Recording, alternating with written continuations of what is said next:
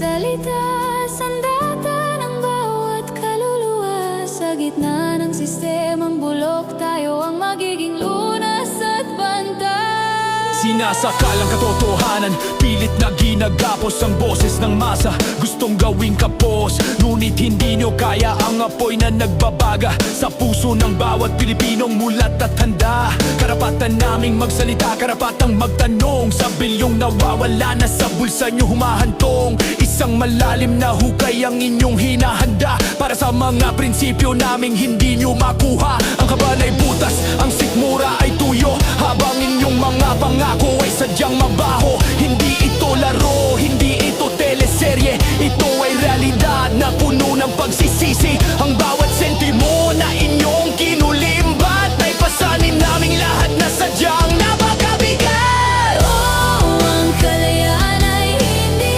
hilingin. Ito ay karapatang dapat nating bawiin. Sa bawat tinig na titindig laban sa katiwalian, doon magsisimula ang tunay na kalayaan.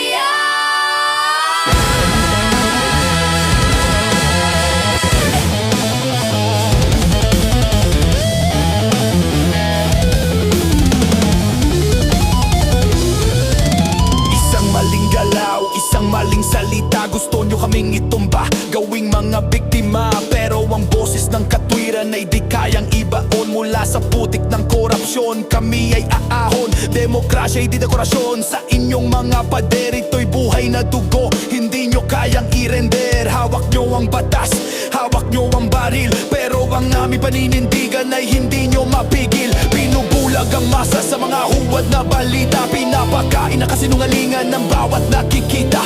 Ang hustisya ay pilay, ang batas ay bingi. Sa mga politikong ang puso ay sadyang itim at mabalasik. Ang kalsada ay saksi sa bawat lakaw na yaman. Ang bawat mansyong nakatayo ay dugo ng sambayanan. Huwag kayang ang takot ang maghari sa isipan. Ang pagsasalita't simula ng ating laban.